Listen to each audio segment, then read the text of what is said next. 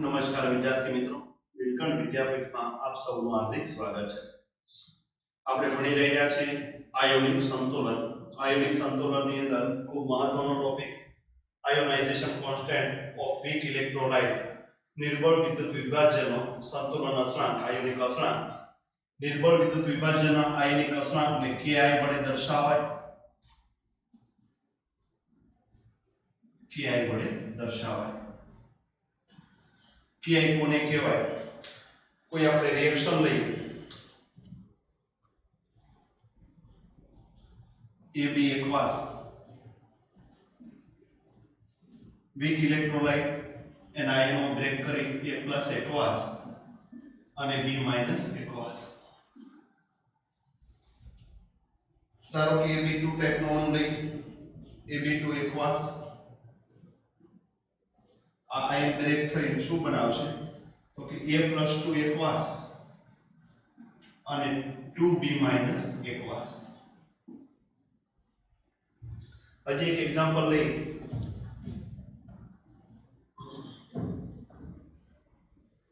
A3B ટાઈપનો અણુ લેવામાં આવે, A3B ટાઈપનો અણુ. તો A3B એકવાસ આનો આયન બ્રેક કરી અને શું બનાવશે? તો કે 3A+ એકવાસ વત્તા B-3 એકવાસ. આ ટાઈપનું આયનીકરણ જોવા મળશે. આ પ્રક્રિયાનું સંતુલન અચળાંક કે જેને Ki વડે દર્શાવાય. સંતુલન અચળાંક શેના વડે દર્શાવાય? Ki વડે. હવે વિદ્યાર્થી મિત્રો, આપણે રાસાયણિક સંતુલનની અંદર વિયોજન અચળાંક આલ્ફા ભણી ગયેલા છે. આની અંદર આયનીકરણ અંશ ભણવાનો છે. ઓલાની અંદર આપણે વિયોજન અંશ ભણી ગયા. અહીંયા શું ભણવાનું છે? આયનીકરણ અંશ. આયનીકરણ અંશ, ધારો કે આ રિએક્શન માટે આયનીકરણ અંશ આલ્ફા હોય. આ રિએક્શન માટે આયનીકરણ અંશ શું હોય? આલ્ફા. t બરાબર 0 સમય, માનો કે t બરાબર 0 સમય AB ની સાંદ્રતા, પ્રક્રિયકની સાંદ્રતા c હોય તો નિપજની સાંદ્રતા શું હશે? 0 0. એ સંતુલન અવસ્થાએ, એક ઇક્વિલિબ્રિયમ સંતુલન અવસ્થાએ ધારો કે આ સાંદ્રતા કેટલી આવશે? તો કે C - C આલ્ફા. હવે વિયોજન અંશનો જે રીતથી રાસાયણિક સંતુલનની અંદર ઉપયોગ કરતા એવી જ રીતે આયનીકરણ અંશનો ઉપયોગ કરવાનો છે. અહીંયા શરૂઆતની સાંદ્રતા AB ની કેટલી છે? તો કે C. તો શરૂઆતમાં t બરાબર 0 સમયે પ્રક્રિયકની સાંદ્રતા c હોય તો નિપજમાં રૂપાંતર શુદ્ધ ન હોય, એટલે નિપજની સાંદ્રતા શું હશે? 0 0. ધારો કે પ્રક્રિયાનું આયનીકરણ અંશ આલ્ફા હોય, પ્રક્રિયાનું આયનીકરણ અંશ શું હોય? આલ્ફા. તો પ્રક્રિયકનું કેટલું નિપજમાં રૂપાંતર શું હશે? તો કે કેટલી સાંદ્રતા છે? c. તો c આલ્ફા જેટલું પ્રક્રિયકનું નિપજમાં રૂપાંતર શું હશે? તો c - C આલ્ફા. તો સંતુલન અવસ્થાએ નિપજની સાંદ્રતા શું છે? તો કે c આલ્ફા C આલ્ફા. એવી જ રીતે આની સાંદ્રતાની વાત કરું, ધારો કે t બરાબર 0 સમયે આની સાંદ્રતા c હોય તો આની સાંદ્રતા શું હશે? 0 0. ધારો કે આનો આયનીકરણ અંશ આલ્ફા હોય, આયનીકરણ અંશ કેટલો હોય? આલ્ફા. તો એક ઇક્વિલિબ્રિયમ સંતુલન અવસ્થાએ આની સાંદ્રતા કેટલી છે? તો કે c - C alpha. C - C alpha, કારણ કે આયનીકરણ અંશ કેટલો છે? આલ્ફા. તો આની સાંદ્રતા કેટલી છે? C alpha. પણ આની સાંદ્રતા કેટલી છે? 2C alpha. અહીંયા ખ્યાલ પડવો જોઈએ કે અહીંયા C આલ્ફા 1 મોલ છે તો C આલ્ફા, 2 મોલ છે તો 2C આલ્ફા. એવી જ રીતે વિદ્યાર્થી મિત્રો, આની મારે વાત કરવી કે t બરાબર 0 સમયે ધારો કે આની સાંદ્રતા c છે, આનો આયનીકરણ અંશ આલ્ફા છે. t બરાબર 0 સમયે નિપજની સાંદ્રતા શું હશે? તો કે 0. એક ઇક્વિલિબ્રિયમ સંતુલન અવસ્થાએ આની સાંદ્રતા શું મળશે આપણને? C - C alpha. આની સાંદ્રતા કેટલી આવશે? તો કે 3C આલ્ફા. આની સાંદ્રતા કેટલી આવશે? C alpha. તો અહીં આપણને આ લખતા આવડતું હોવું જોઈએ. એટલે જેવી રીતે આપણે વિયોજન અંશ લખતા એવી રીતે જ અહીંયા આપણે આયનીકરણ અંશ આલ્ફાનો ઉપયોગ કરીને લખવાનું છે. હવે પ્રક્રિયા 1 માટે તમને Ki લખવાનું કે પ્રક્રિયા 1 માટે. તો પ્રક્રિયા 1 માટે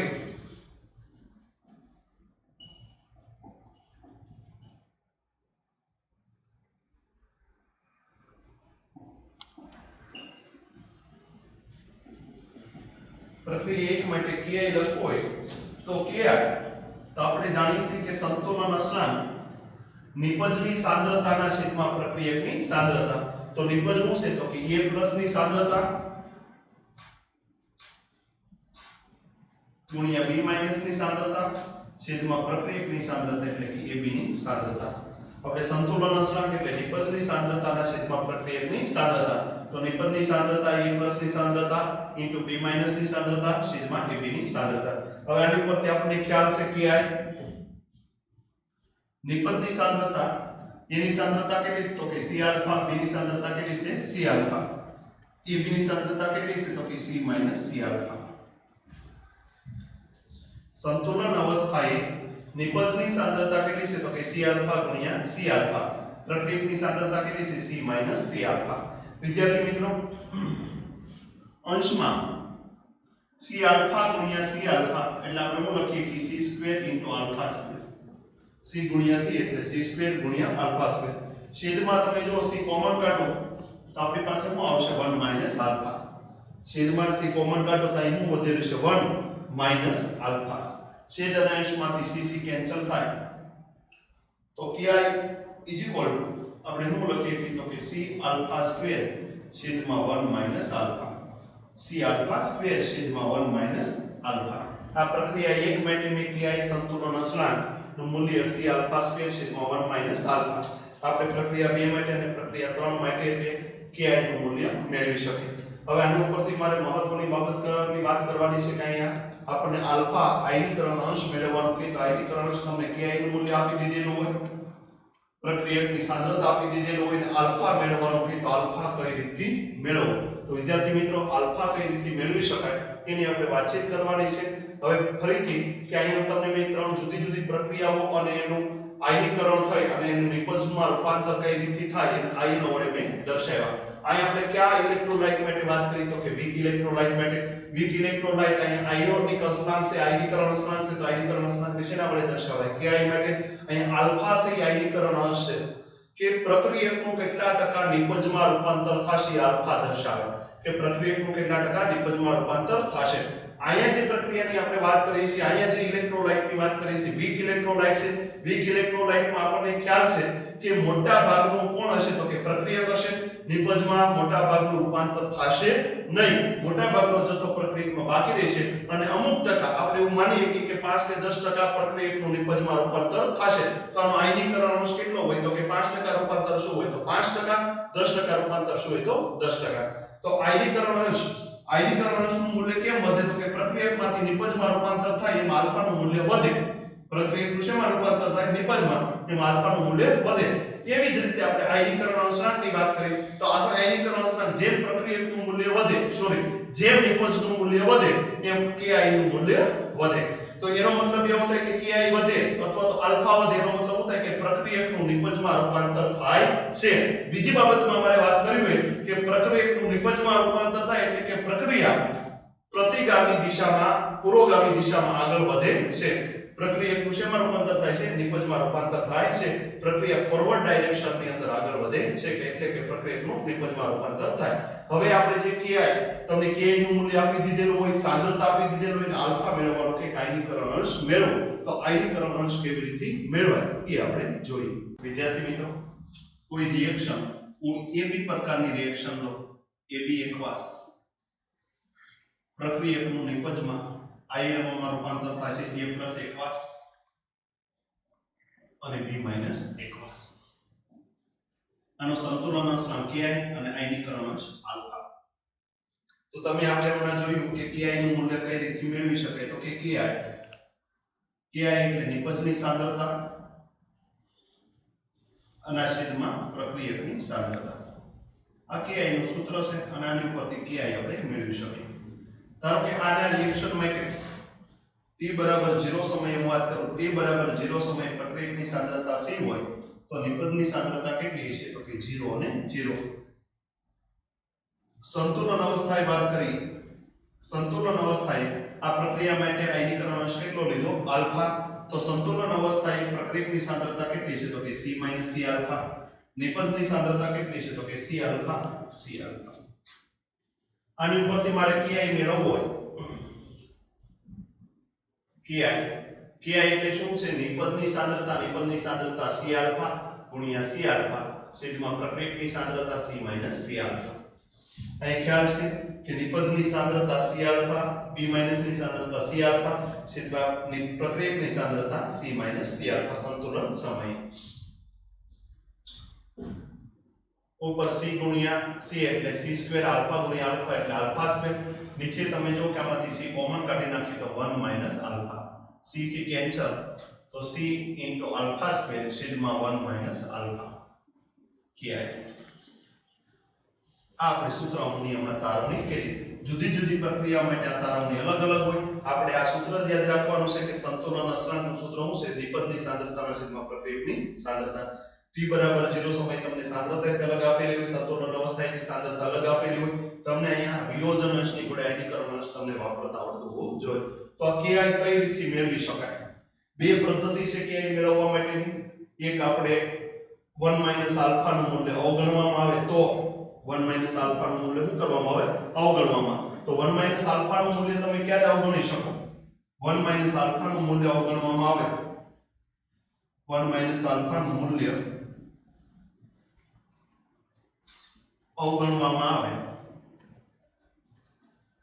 ત્યારે હવે પહેલી તો પ્રશ્ન એ થાય કે 1 માઈનસ આલ્ફા નું મૂલ્ય ક્યારે અવગણી શકાય તો કે ki નું મૂલ્ય less than or equal to 10 ની માઈનસ 6 ઘાત હોય ત્યારે તમને જે સંતુલન અસરાંક આપેલો હોય એનું મૂલ્ય કેટલું હોય 10 ની માઈનસ 6 કરતા નાનું હોય તો આપણે ki નું મૂલ્ય અવગણી શકાય ઓરે સોરી આલ્ફા નું 1 માઈનસ આલ્ફા નું મૂલ્ય અવગણી શકાય અહીંયા જે સંતુલન અસરાંક ki નું મૂલ્ય કેટલું હોય તો કે less than or equal to 10 ની માઈનસ 6 ઘાત એટલે કે આ 10 ની માઈનસ 6 ઘાત અથવા તો એની કરતા નાનું હોય ki નું મૂલ્ય તો આપણે 1 માઈનસ આલ્ફા અવગણી શકીએ અને 1 માઈનસ આલ્ફા અવગણવામાં આવે તો ki શું લખીએ કઈ તો કે c આલ્ફા સ્ક્વેર શું લખીએ કઈ c alpha square 1 minus alpha 1 અવગણવું એટલે 1 માઈનસ આલ્ફા નું મૂલ્ય કેટલું લેવામાં આવે 1 આપણે આલ્ફા મેળવવાનો છે આલ્ફા સ્ક્વેર ને કરતા બનાવી તો આલ્ફા સ્ક્વેર c અહીં ગુણાકારમાં સાની પર આવે તો ભાગાકારમાં ki ના છેદમાં c આલ્ફા આપણે લખીએ કે બંને બાજુ વર્ગમૂળ લેતા વર્ગ દૂર કરવા માટે શું કરવું પડે તો કે બંને બાજુ વર્ગમૂળ લેતા ki ના છેદમાં c આ ક્યારે વાત મેં કરી તો કે 1 માઈનસ આલ્ફા નું મૂલ્ય અવગણવામાં આવે ત્યારે હવે 1 માઈનસ આલ્ફા નું મૂલ્ય અવગણવાનું ન હોય તો આપણે આને સમીકરણ 1 કે તો 1 માઈનસ આલ્ફા નું મૂલ્ય અવગણવાનું ન હોય તો સમીકરણ 1 પરથી વિદ્યાર્થી મિત્રો સમજવાનું છે આપણે મોસ્ટ ઓફલી 1 માઈનસ આલ્ફા નું મૂલ્ય અવગણવાનું છે પરંતુ જો 1 માઈનસ આલ્ફા નું મૂલ્ય અવગણવામાં ન આવે તો સમીકરણ 1 પરથી હું આવું લખી શકું કે i 1 માઈનસ આલ્ફા એ ગુણાકારમાં સાની પર આવે તો ભાગાકારમાં 1 minus alpha c alpha square 1 minus alpha એ ક્યાં છે ગુણાકારમાં આ બાજુ આવે તો સોરી અહીંયા ક્યાં છે ભાગાકારમાં આ બાજુ આવે તો ગુણાકારમાં એટલે ki ગુણ્યા 1 minus alpha c alpha square તેથી c આલ્ફા સ્ક્વેર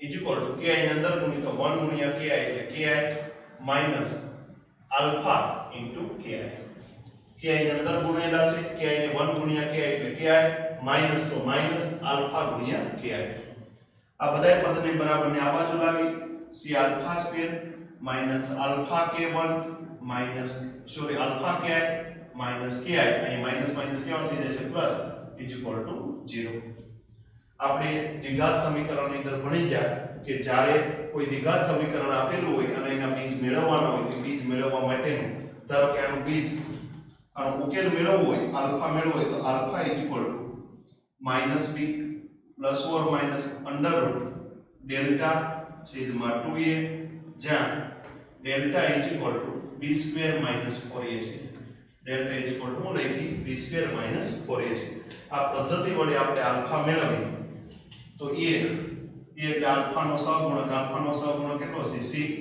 b આલ્ફાનો સહગુણક કેટલો છે ki c નું મૂલ્ય તે કેટલું છે ki આ પદ્ધતિ દ્વારા આલ્ફા મેળવવામાં આવે તો આલ્ફા -b એટલે -ki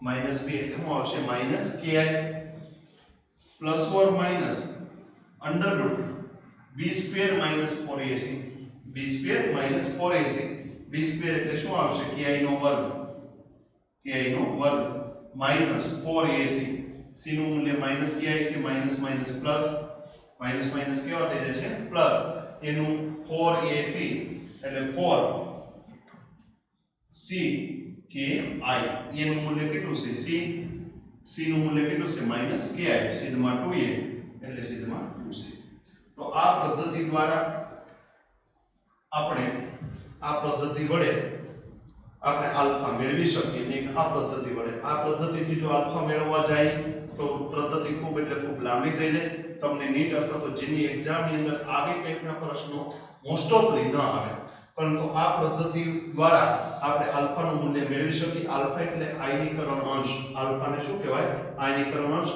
રાસાયણિક સંતુલનની અંદર આપણે એને વિયોજન અંશ કહેતા આની અંદર શું કહીએ છીએ આયનીકરણ અંશ ફરીથી વિદ્યાર્થી મિત્રો અહીંયા આ સમીકરણ દ્વિઘાત સમીકરણ તમને ઉકેલતા શીખવાડી દઉં કે c alpha square is equal to i ને k ને અંદર ગુણેલો છે ki minus alpha ki આ પદ બરાબર ને આ બાજુ પ્લસ હોય તો આ બાજુ તો કેવા થઈ જાય છે માઈનસ ને માઈનસ હશે તો કેવા થઈ જાય છે પ્લસ c alpha square વત્તા alpha ki અહીં alpha ki માઈનસ આ બાજુ તો plus minus ki is equal to 0 દ્વિઘાત સમીકરણની અંદર એ દ્વિઘાત સમીકરણનું સ્વરૂપ આપણને ખ્યાલ છે ax નો સ્ક્વેર વત્તા bx વત્તા c is equal to 0 અને દ્વિઘાત સમીકરણ કહેવાય દ્વિઘાત સમીકરણના બે બીજનો ઉકેલ મેળવવા માટેનું આપણી પાસે સૂત્ર છે કે alpha is equal to -b plus or minus root delta ના છેદમાં 2a જ્યાં ડેલ્ટા વિવેચકનું મૂલ્ય છે b સ્ક્વેર minus 4a છે તો અહીંયા ખાલી મેં આલ્ફા સ્ક્વેર છે તો a એટલે આલ્ફાનો સહગુણક કેટલો છે c b એટલે આલ્ફાનો સહગુણક અહીં કેટલો છે ki અને c એટલે અસળપદ કેટલું છે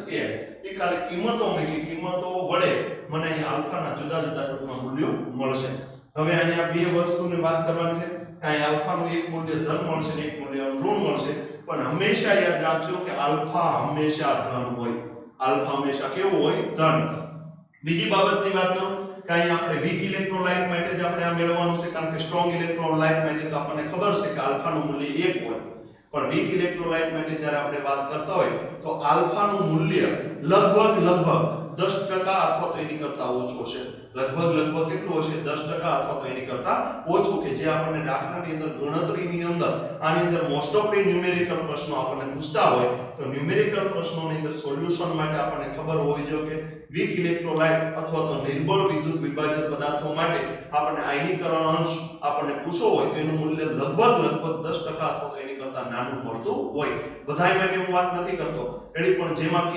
નું મૂલ્ય એપ્રોક્સિમેટ આવવું હોય 10 - 6 ની આસપાસ હોય તો એમાં આલ્ફાનું મૂલ્ય જનરલી 10% ઓછું જ હોય છે અને એ સમય દરમિયાન આપણે અહીં 1 - આલ્ફાનું મૂલ્ય અવગણી શકાય તમને એવું થાય વિદ્યાર્થી મિત્રો કે 1 - આલ્ફાનું મૂલ્ય અવગણી તો આલ્ફાનું મૂલ્ય અવગણી નાખ્યું હોત તો અહીંયા કોઈ પણ સમીકરણમાં તમે જ્યારે અવગણવાની વાત કરો ત્યારે સરવાળાના સ્વરૂપમાં હોવા જોઈએ અથવા તો બાદબાકીના સ્વરૂપમાં હોવા જોઈએ તો અહીં 1 - આલ્ફા છે બાદબાકીના સ્વરૂપમાં છે ત્યારે આપણે અવગણી શકીએ અથવા તો સરવાળાના સ્વરૂપમાં હોય અહીં કદાચ ને 1 + આલ્ફા હોત તો આપણે અવગણવું હોત તો આનું મૂલ્ય 1 લઈ શકીએ અને 1 - આલ્ફા હોય ને અવગણવું હોય ત્યારે આપણે 1 લઈ શકીએ એટલે આ એક અવગણવાની પદ્ધતિથી આપણે ઉકેલ મેળવવો હોય તો આપણી પાસે ખૂબ સરળતાથી આપણે ઉકેલ મેળવીએ પરંતુ જો 1 - આલ્ફાનું મૂલ્ય અવગણવામાં ન આવે તો દ્વિઘાત સમીકરણ દ્વારા આપણે આલ્ફા મેળવવો પડે અને પદ્ધતિ થોડી લાંબી પડે પણ છતાંય આપણે બે પદ્ધતિ વડે આલ્ફા કઈ રીતે ગણવું એની તરફ આપણે આગળ વધીએ તો વિદ્યાર્થી મિત્રો એક તમને દાખલો આપેલો છે કે calculate the concentration of each ion in 0.1 molar AB solution એની અંદર ki ની મેં જુદી બે વેલ્યુ લીધી કે ki = 10⁻³ હોય ત્યારે અને ki = 10⁻⁵ હોય ત્યારે આ વેલ્યુ મેળવો હવે અહીંયા જે તમને આયન ની વાત જે કરી કે જે સોલ્યુશન આપેલું છે AB એકવાર સોલ્યુશન જ્યારે બ્રેક થાય ત્યારે શું આવશે તો કે a + એકવાસ અને b - એકવાસ અહીંયા તમે સાંદ્રતા આપી દીધેલું છે ધારો કે આયનીકરણ અંશ આલ્ફા છે આયનીકરણ શું છે આલ્ફા હવે t = 0 સમયે અહીંયા t = 0 સમયે તમને સાંદ્રતા આપી દીધેલી છે 0.1 મોલર કેટલી આપેલી છે 0.1 મોલર અત્યારે હું એને ખાલી c સ્વરૂપે લખું કે c તો t = 0 સમયે આ કેટલું છે 0 એક સંતુલન અવસ્થાએ આ સાંદ્રતા કેટલી આવશે તો કે c - c આલ્ફા આ કેટલી આવશે c આલ્ફા આ કેટલી આવશે c આલ્ફા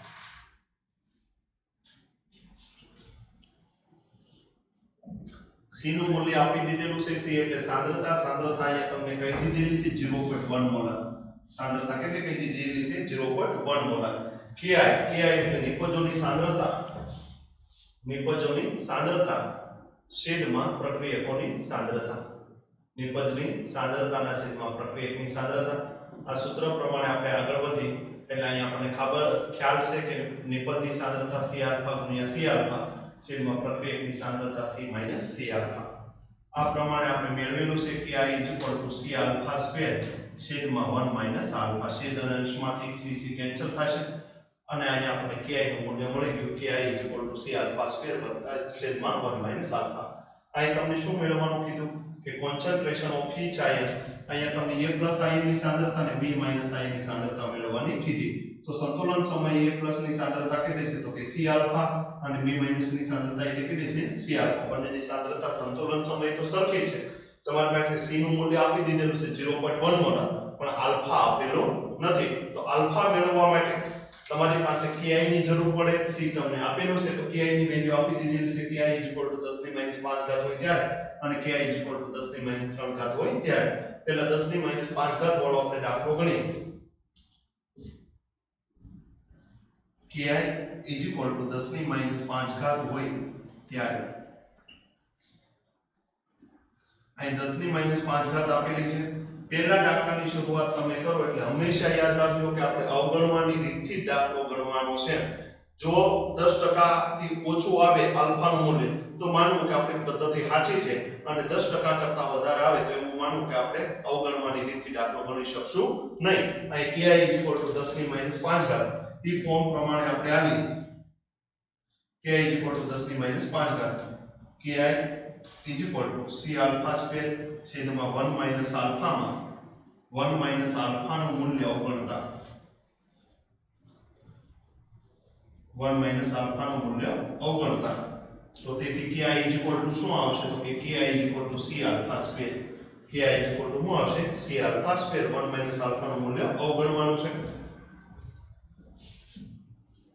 ki નું મૂલ્ય તમને કેટલું આપેલું છે તો કે 10 ની -5 ઘાત c નું મૂલ્ય કેટલું આપેલું છે 0.1 આલ્ફા સ્ક્વેર અહીંયા મેં જુદી જુદી કિંમત મૂકી ki ની કિંમત આપણને આપી દીધેલી છે 10 ની -5 ઘાત c ની મૂલ્ય આપેલું છે 0.1 આલ્ફા સ્ક્વેર આલ્ફાને સૂત્રનો કરતા બનાવી તો આલ્ફા સ્ક્વેર 10 ની -5 ઘાત છેદમાં શું આવશે 0.1 0.1 અહીં ગુણાકારમાં આ બાજુ આવે તો ભાગાકારમાં તમે આપણે બધા જાણીએ છીએ આલ્ફા સ્ક્વેર 10 ની -5 ઘાત 0.1 એટલે 10 ની -1 ઘાત 0.1 એટલે શું લખાય 10 ની -1 ઘાત અહીં છેદમાં 10 ની -1 ઘાત છે અંશમાં દઈએ તો ઘાત કેવી થઈ જશે પ્લસ તો આધાર સરખો તો ઘાતનો સરવાળો -5 + 1 એટલે શું આવશે 10 ની -4 ઘાત આલ્ફા બંને બાજુ વર્ગમૂળ લેવામાં આવે તો આલ્ફા વર્ગમૂળની અંદર 10 ની -4 ઘાત 10 ની -4 ઘાતનું વર્ગમૂળ કેટલું આવશે તો કે 10 ની -2 ઘાત કેટલું આવશે 10 ની -2 ઘાત તે આલ્ફા શું લખીએ કે 0.01 અને ટકાવારીમાં ફેરવવામાં આવે તો ટકાવારીમાં ફેરવો તો આલ્ફા 1% આવશે આલ્ફા કેટલો આવશે 1% ટકાવારીમાં ફેરવવા માટે 0.01 ગુણ્યા 100 ટકાવારીમાં ફેરવવું હોય તો 100 વડે ગુણવા પડે તો આલ્ફા કેટલો આવશે 1%. એટલે આપણી દાખલાની પદ્ધતિ છે સાચી છે અવગણવાની પદ્ધતિ છે એ સાચી છે તમને પહેલા જ કીધું કે અવગણવાનું ક્યારે આપણે પહેલા દાખલો અવગણવાની પદ્ધતિથી જ ગણવાનું અવગણવાનું મૂલ્ય ક્યારે કરવાનું તો કે જો આલ્ફાનું મૂલ્ય કેવું હોય 10% કરતા ઓછું હોય તો તમે સાચી રીતથી સાચી પદ્ધતિ પ્રમાણે આલો છો પણ જો 10% કરતા વધી જતું હોય તો તમારી કે પદ્ધતિને અવગણવાની રીત છે સાચી નથી આપણે મોસ્ટ ઓફલી જેટલા દાખલા ગણવાના છે એની અંદર 1 - આલ્ફાનું મૂલ્ય અથવા તો 1 + આલ્ફા જે કંઈ આવે એ મૂલ્ય અવગણવાનું છે એને સાથે લઈને હાલવાનું નથી પરંતુ અવગણવાનુંની અંદર ક્યારેક જો આલ્ફાનું મૂલ્ય 10% કરતા વધી જતું હોય ત્યારે આપણે જોવાનું કે આપણી પદ્ધતિમાં કંઈક ફેર છે હવે વિદ્યાર્થી મિત્રો જ્યારે ki નું મૂલ્ય 10 ની -3 ઘાત હોય ત્યારે આ દાખલો ગણી કે ki નું મૂલ્ય 10 ની -3 ઘાત હોય તો કઈ રીતે ગણી શકાય જ્યારે ki નું મૂલ્ય 10 ની -3 ઘાત હોય ત્યારે આપણી પાસે ki નું જે સૂત્ર છે કે ki C alpha square અહીં ગોખવાનું નથી સમજવાનું છે છેદમાં 1 - આલ્ફા આ સૂત્રમાં 1 - આલ્ફા અવગણતા પેલા અવગણવાની રીતથી તે આપણે ગણવાનું છે અવગણતા 1 માઇનસ આલ્ફા અવગણવામાં આવે તો ki ઇક્વલ ટુ શું લખીએ તો કે ki equal two c alpha square. શું લખીએ કે c આલ્ફા સ્ક્વેર. ki નું મૂલ્ય કેટલું આપેલું છે 10 ની -3 ઘાત. c કેટલો આપેલો છે 0.1 ગુણ્યા alpha square. Alpha square equal to આપણે આવું લખીએ કે 10 ની -3 ઘાત છેદમાં 0.1. કેમ તો કે 0.1 અહીં ક્યાં છે ગુણાકારમાં આ બાજુ આવે તો ભાગાકારમાં આલ્ફા સ્ક્વેર ઇક્વલ ટુ 10 ની -3 ઘાત છેદમાં 0.1. તેથી આલ્ફા સ્ક્વેર ઇક્વલ ટુ 10 ની -3 ઘાત છેદમાં 0.1 એટલે આપણે શું લખીએ કે 10 ની -1 ઘાત છેદમાં 0.1 એટલે શું લખીએ કે 10 ની -1 ઘાત. છેદમાં ઘાત કેવી છે પ્લસ ઓર છેદમાં ઘાત કેવી છે માઈનસ, અંશમાં જાય તો કેવી થશે પ્લસ. 10 ની -1 ઘાત અંશમાં જાય તો પ્લસ. આધાર સરખો તો ઘાતમાં શું થશે સરવાળો આધાર આનો કેટલો છે 10 આનો આધાર કેટલો છે 10 -3 + 1 એટલે કેટલા વચ્ચે 10 ની -2 ઘાત. કેટલા વચ્ચે 10 ની -2 ઘાત. તેથી આલ્ફા બંને બાજુ વર્ગમૂળ કાઢવામાં આવે તો આલ્ફા સ્ક્વેર નું વર્ગમૂળ આલ્ફા અને 10 ની -2 ઘાત નું વર્ગમૂળ કેટલી આવશે 10 ની -1 ઘાત. તેથી આલ્ફા ઇક્વલ ટુ 0.1. આલ્ફા માં આવશે 0.1. ટકાવારીના ફોર્મમાં ગોઠવી ગુણ્યા 100 કરી એટલે ટકાવારીના ફોર્મમાં કેટલા આવશે 10%. કેટલા આવશે 10%. મેં તમને વિદ્યાર્થી મિત્રો વાત કરી કે જ્યારે અવગણવાની પદ્ધતિની આપણે વાત કરતા હોય જ્યારે 1 આલ્ફા નું મૂલ્ય અવગણવાનું હોય ત્યારે એક વસ્તુ ખાસ જોવાનું કે આયનીકરણ અંશ છે એ 10% કરતા કેવો હશે નાનો. અહીં આપણને કેટલો આવે છે 10%. એટલે આપણી પદ્ધતિમાં કંઈક ભૂલ છે. આપણે 1 આલ્ફા નું મૂલ્ય અવગણવાનું નથી. હવે 1 આલ્ફા નું મૂલ્ય અવગણવાનું નથી ત્યારે આ દાખલો કઈ રીતે ગણવો. આપણી પાસે ki નું મૂલ્ય છે ki c આલ્ફા સ્ક્વેર છેદમાં 1 આલ્ફા. તેથી ki ગુણ્યા 1 alpha equal two c alpha square. અહીં 1 આલ્ફા ભાગાકારમાં અને પર આવશે તો ગુણાકારમાં. તેથી ki સોરી પહેલા અહીંયા c c આલ્ફા સ્ક્વેર લખી નાખું c આલ્ફા સ્ક્વેર. ki ની અંદર ગુણીએ તો 1 ગુણ્યા ki એટલે ki આલ્ફા. ki ને અહીંયા કૌંસની અંદર ગુણ્યા છે ki ગુણ્યા 1 એટલે ki માઈનસ આલ્ફા ગુણ્યા ki એટલે ki આલ્ફા. આ પદ આ બાજુ પર પ્લસ હોય તો આ બાજુ તો કેવો થઈ જશે માઈનસ ને આ બાજુ માઈનસ હશે તો આ બાજુ તો કેવો થઈ જશે plus. c alpha square minus minus plus ki alpha minus ki is equal to 0. આ દ્વિઘાત સમીકરણ આપણને મળ્યું ને દ્વિઘાત સમીકરણને આધારે આપણે સંતુલન અચળાંક મેળવવા આયનીકરણ અંશ મેળવવાનો છે. c આલ્ફા સ્ક્વેર અહીંયા માઈનસ ki આલ્ફા આ બાજુ તો કેવા થઈ જાય પ્લસ અહીં ki પ્લસ આ બાજુ તો કેવા થઈ જશે માઈનસ. અહીં a દ્વિઘાત સમીકરણ છે તો a ની કિંમત કેટલી આવી c. b કેટલો આવ્યો તો કે ki અને c કેટલો આવ્યો તો કે માઈનસ ki. અહીંયા a એટલે આલ્ફા સ્ક્વેર નો સહગુણક, b એટલે આલ્ફા નો સહગુણક અને c એટલે અચળ પદ. હવે આ પદ્ધતિથી આપણી પાસે આલ્ફા મેળવવા માટેના સમીકરણના બીજ શું છે તો કે -b plus or minus under route b square minus 4ac છેદમાં 2a. આ પદ્ધતિ પ્રમાણે આલ્ફા માટેની વાત કરીએ તો આલ્ફા ઇક્વલ ટુ -b એટલે -ki -b એટલે -ki. અહીંયા જો હું માઈનસ મૂલ્ય લઉં અહીં મૂલ્ય હું લઉં માઈનસ પ્લસ ની જગ્યાએ હું માઈનસ લઉં તો આલ્ફા આખો માઈનસ આવશે એ પોસિબલ નથી. એટલે આલ્ફા નું મૂલ્ય હંમેશા ધન હોય એટલે પ્લસ b સ્ક્વેર એટલે ki નો વર્ગ માઈનસ 4ac માઈનસ 4 a એનું મૂલ્ય કેટલું છે c અને c નું મૂલ્ય કેટલું છે -ki એટલે માઈનસ માઈનસ પ્લસ 4c ગુણ્યા ki છેદમાં 2a એટલે છેદમાં 2c. છેદમાં શું આવશે 2c. આ મૂલ્ય પ્રમાણે alpha equal to -ki equal to મૂલો -ki તો ki નું મૂલ્ય કેટલું છે 10 ની -3 ઘાત પ્લસ અંડર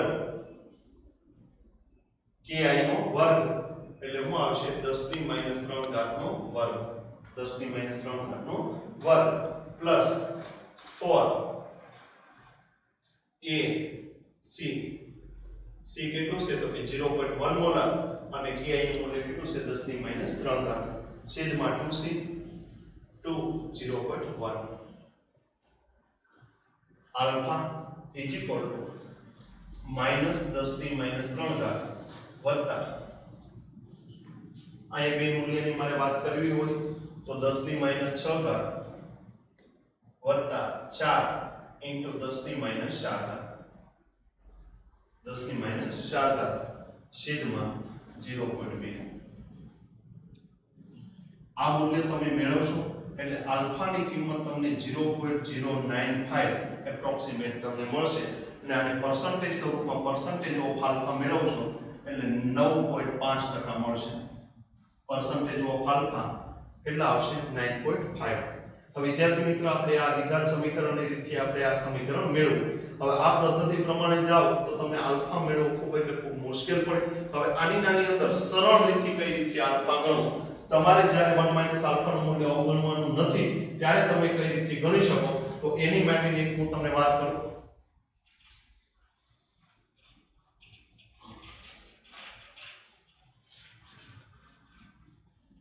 કે આપણી પાસે ki નું સૂત્ર ફોર્મ શું છે તો કે ki = c alpha square છેદમાં 1 alpha આ સૂત્રની અંદર ki ની કિંમત તમારી પાસે છે કેટલી છે તો કે 10⁻³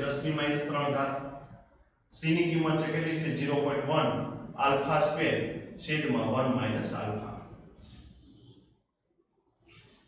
10⁻³ અહીં 1 alpha છે અહીં ભાગાકારમાં છે આ બાજુ આવે તો ગુણાકારમાં અહીં 10⁻³ છે 10⁻³ અહીં ગુણાકારમાં છે આ બાજુ આવે તો ભાગાકારમાં 0.1 alpha square છેદમાં 10⁻³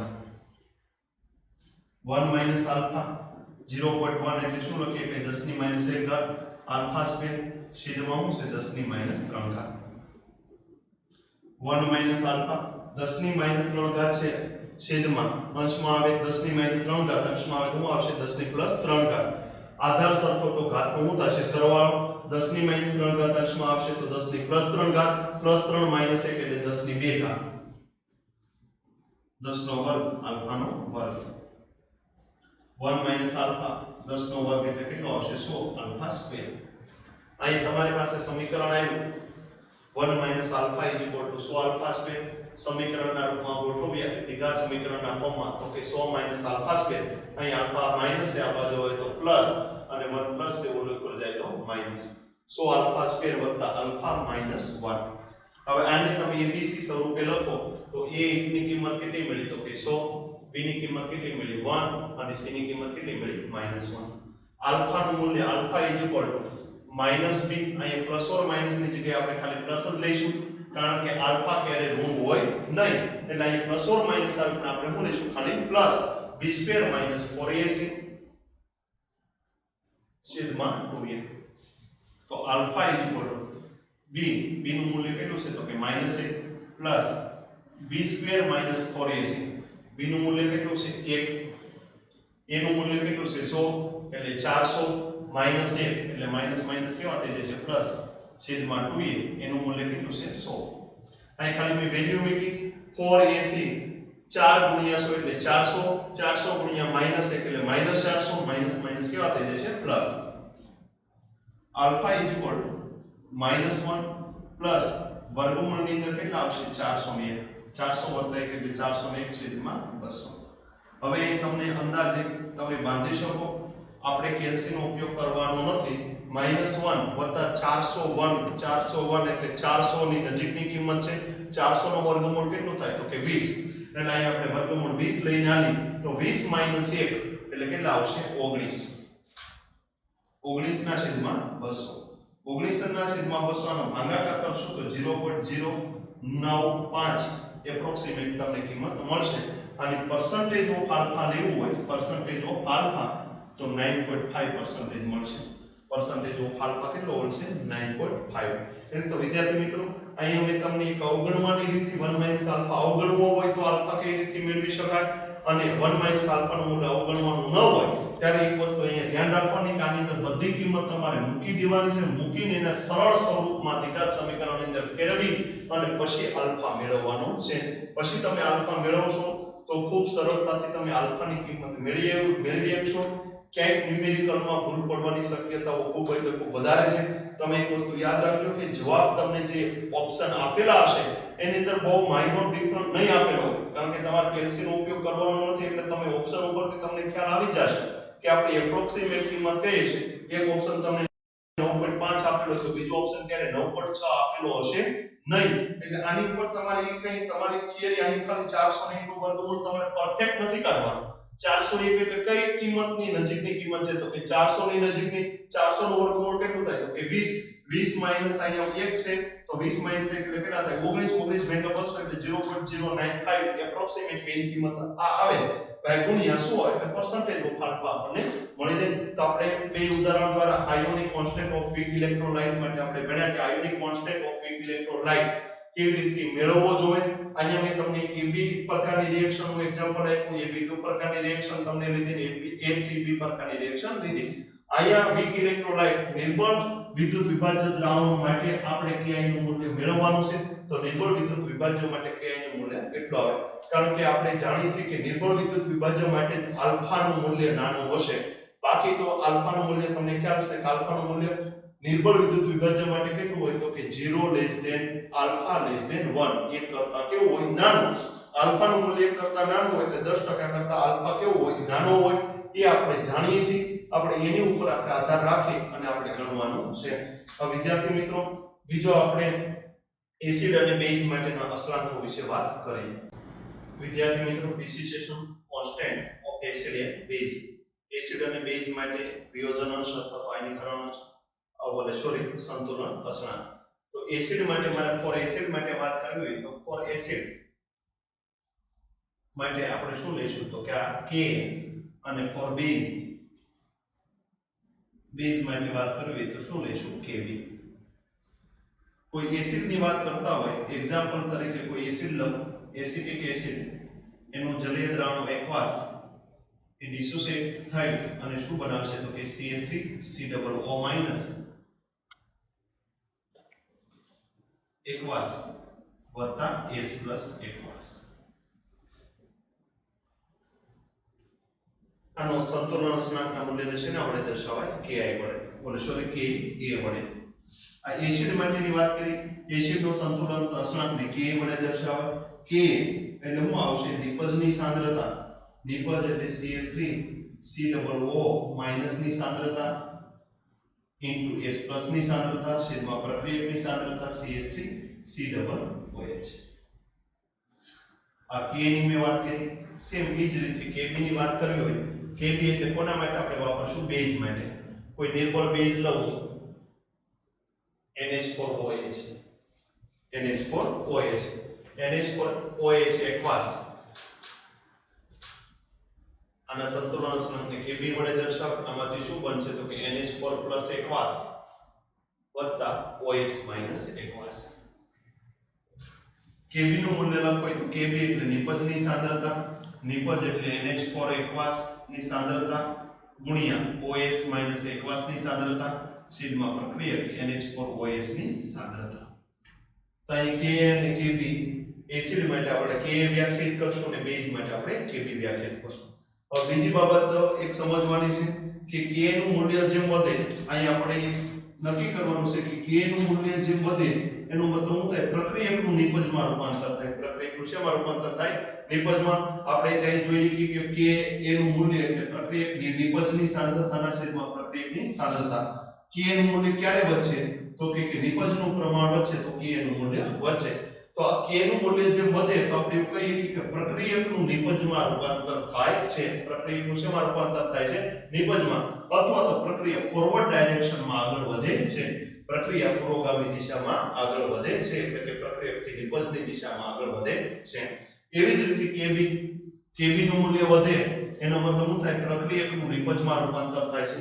અથવા તો Kb નું મૂલ્ય ક્યારે વધે, તો કે પ્રક્રિયકનું નિપજમાં રૂપાંતર થાય ત્યારે Kb નું મૂલ્યમાં વધારો થાય.